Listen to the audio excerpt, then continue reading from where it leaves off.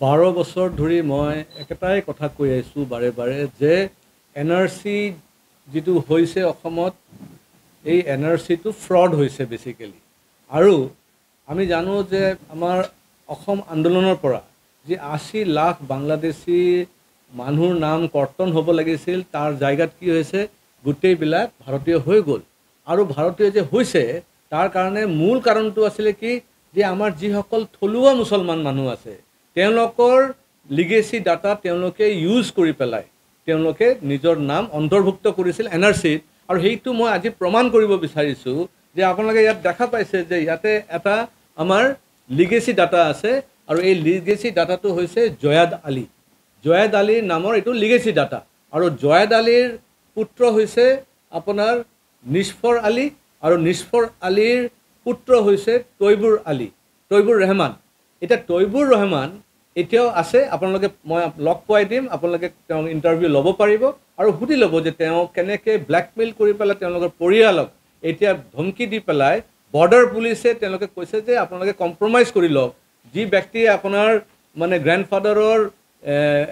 legacy data use কৰিছিলে এতিয়া আপোনালোকে এইবাৰ ধৰা নিদিব ধৰা দিলে আৰু এজন মুছলমান মানুহ কষ্ট পাব আপুনিও মুছলমান হয় হিও মুছলমান হয় এইকাৰণে আপোনালোক কম্প্ৰমাইজ কৰক ডাঙৰ প্ৰশ্নটো হৈছে বৰ্ডাৰ পুলিচত কিন্তু আমাৰ যিমান অফিচাৰ আছে বা ইনস্পেক্টৰ আছে মোস্টলি কিন্তু মুছলিম মানুহ আৰু এই মুছলিম অফিচাৰসকলে কি কৰি আছে তেওঁলোকে বাংলাদেশী মূলৰ মুছলমানসকলক বচাবৰ কাৰণে উকালতি কৰাৰ কাৰণে লাগি পৰিছে তেওঁলোকে ধৰ্মৰ ভিত্তিত কাম কৰিছে তেওঁলোকে দেশৰ কাম কৰিব বিচৰা নাই আজি এই মানে তৈবুৰ ৰহমান তেখেত ওলাই আহিছে কিয় দেশৰ কাৰণে তেওঁৰ ধৰ্ম ৰক্ষাৰ কাৰণে ওলাই অহা নাই তেওঁ আহিছে মোৰ দেশ বচাবৰ কাৰণে তেওঁ কৈছে যে আজি মোক বৰ্ডাৰ পুলিচে প্ৰেছাৰ কৰি আছে যে মই কম্প্ৰমাইজ কৰিব লাগে যে আজি এই যে সমীৰুদ্দিন বুলি মানুহজন যোনে মানে মিছাকে জালিয়াত কৰি পেলাই তেখেতৰ গ্ৰাণ্ডফাদাৰৰ নাম মানে জয়াদ আলীৰ নাম ইউজ কৰিছে লিগেসি ডাটাত এই লিগেসি ডাটাটো যে ফেক এই ফেক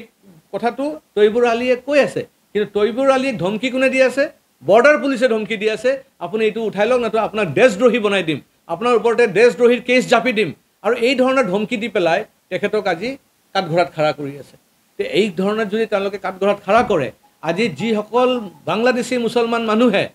ভাৰতীয় মূলৰ মুছলমান মানুহসকলৰ লিগেসি ডাটা ইউজ কৰিছে তেওঁলোকেতো কেতিয়াও মুখ নুখুলিব তেওঁলোকেতো আক্ৰান্ত মানে ভয়ত মানে তেওঁলোকে চুপচাপ বহি থাকিব আৰু এই প্ৰকাৰে কিন্তু আজি আমি ধৰিছোঁ মই নিজেও কথা পাতিছিলোঁ এই বৰ্ডাৰ পুলিচৰ অফিচাৰ ইছবাকুল তেওঁ বৰ্ডাৰ পুলিচত আছে আৰু তেখেতৰ লগত মই কথা পতাৰ পিছতে গম পালোঁ যে মানে তেওঁ ইমান এগ্ৰেছিভ তেওঁ কৈছে যে মই সমীৰুদ্দিনকো একশ্যন ল'ম যে তেওঁ এজন বাংলাদেশী হৈ পেলাই কেনেকৈ এজন ভাৰতীয় মূলৰ মানুহৰ লিগেসি ডাটা ইউজ কৰিলে আৰু মই তৈবুৰ ৰহমানকো মই দেশদ্ৰোহী কেছ দি দিম তেখেতৰ মানে গ্ৰাণ্ডফাদাৰৰ লিগেসি ইউজ কৰি পেলাই কেনেকৈ তেওঁলোকে মানে NRC দিলে কিন্তু তৈবুৰ ৰহমানে কৈ আছে যে এই যে আপোনাৰ সমীৰুদ্দিন যে লিগেসি ডাটা ইউজ কৰিছে সেইটো তেওঁলোকে নাজানে বুলি কৈ আছে তেওঁ কৈ আছে যেতিয়া বৰ্ডাৰ পুলিচৰ পৰা নটিচ আহিলে যে একে মানে নামত এনেকৈ ট্ৰি যেতিয়া মিলা নাই তেখেতে ক'লে আমিতো নাজানো এটা কোনোবাই যদি আমাৰ লিগেসি ডাটা লৈ পেলাই ইউজ কৰিছে আৰু আমি এটা গম পাইছোঁ আমিতো ৰেডি আছোঁ কোৰ্টত গৈ খাৰা হ'ব কাৰণে যি ধৰণৰ একশ্যন হ'ব তেওঁলোকে ল'বলৈ সাজু আছে কিন্তু তেওঁলোকক কি ধমকি দি আছে দেশদ্ৰোহীৰ কেছ দি দিব বুলি আৰে তেওঁ দেশ বচাবৰ কাৰণে আজি এইখিনি কথা কৈ আছে মানুহজনক ধৰাই দি আছে আৰু পুলিচৰ মানুহ তেওঁ মুছলিম মানুহ হৈ পেলাই ক'ত দেশৰ সেৱা কৰিব লাগে অসমৰ সন্তান হিচাপে অসমৰ সেৱা কৰিব লাগে আৰু ভাৰতবৰ্ষৰ আসাম পুলিচত চাকৰি কৰাৰ পিছত ভাৰতবৰ্ষৰ সংবিধানৰ ওপৰত তেওঁ মানে আস্থা আজি নাই তেওঁৰ ধৰ্মৰ ওপৰতে আস্থা বেছি এই ধৰণৰ যদি পৰিস্থিতি হয় এইটো বহুত কিন্তু সাংঘাতিক কথা হ'ব সেইকাৰণে মই মাননীয় মুখ্যমন্ত্ৰী ডাঙৰীয়া অনুৰোধ কৰিম প্ৰত্যেকটা বৰ্ডাৰ পুলিচ চেক কৰিব লাগে তাতে যদি একচুৱেলি যদি মুছলিম মানুহ যদি তাতে অফিচাৰ হৈ বহি আছে তেওঁলোকে কিন্তু এই ধৰণৰ কাৰ্য কৰি আছে আৰু মই আজি এইটো প্ৰমাণ মানে ইছবাকুলৰ নামত খালি নহয় আপোনালোকে মন কৰিব কিছুদিন পূৰ্বে মই আৰু এটা কেছ আনিছিলোঁ আপোনাৰ এই কি বুলি কয় এইটো আবুল কালাম আজাদ আমাৰ ইনস্পেক্টৰ বৰ্ডাৰ পুলিচ আছিলে হুজাইত তেখেতো একে কাম কৰি আছিলে